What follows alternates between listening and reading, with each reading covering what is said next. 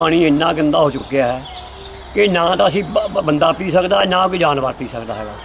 ये पानी इन्ना बड़ा ही गंदा हो चुका जी, बहुत आ रहे हैं पर साडा कोई हल नहीं होंदा पिया। ये घट्टो घट्ट दरिया तो 3 किलोमीटर के एरिए पानी इक्को चीज़ है। ये किसी की पीण जोग नहीं है। जो कोई पींदा फिल्टर वाला पींदा जां मैटल बॉक्स लग्या हैगा उहदा पानी डूंगा हैगा उहदा पी रहे असीं। ये पशुओं को भी खराब कर रहे हैं, इंसान तो करना ही करना हैगा। और साढ़े देखो जी है छोटे छोटे बच्चों के वाल चिट्टे तौड़े हो गए और तुसीं दंद देखे हो, देखो दंद सारे खराब हो गए। एडू परे हुण परेशानी की होनी है जी। बाकी जे टेस्ट करवाने आ पर कोई ना कोई 20 बीमारियां हर एक बच्चे नूं वड्डे होनी किते बोर चलता दिखा दीए। जिहे जी सर्फ होंदी है ना इदा मोटर चलदियां बंबियां चलदियां जां इंजन चलते है इदा दे ढेर चढ़ जाते हैं। वो जिवें एक सर्फ घोड़ी होंदी आ।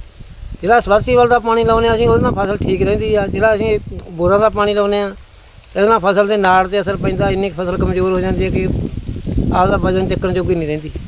ਝਾੜ ਤੇ ਅਸੀਂ ਪੂਰੀ ਕੋਸ਼ਿਸ਼ ਕਰਕੇ ਵੇਖ ਰਹੀ ਆ। ਲੋਕੀ ਇੱਧਰ ਕਹਿ ਦਿੰਦੇ ਉਪਲੇ ਢਹਿਆਂ ਦੇ ਪਿੰਡਾਂ 'ਚ ਸਾਡੀ 30 ਕੁਆਂਟਲ ਨਿਕਲਦੀ ਹੈ, ਸਾਡੇ 18-19 ਕੁਆਂਟਲ ਵੀ ਨਹੀਂ ਕਣਕ ਨਿਕਲਦੀ। ਝੋਨਾ ਲੋਕਾਂ ਦਾ 40-40 ਕੁਆਂਟਲ ਨਿਕਲਦਾ, ਸਾਡਾ 20-25 ਕੁਆਂਟਲ ਨਹੀਂ ਨਿਕਲਦਾ। ਜੀ ਅਸਰ ਹੈਗਾ ਤਾਂ ਹੀ ਘੱਟ ਹੈਗਾ। ਬੀਜ ਅਸੀਂ ਵੀ ਬੀਜ ਉੱਥੋਂ ਹੀ ਲਿਆਉਂਦੇ ਆ ਜਿੱਥੋਂ ਲਿਆਉਂਦੇ ਆ ਲੋਕ ਲੈਂਦੇ ਆ।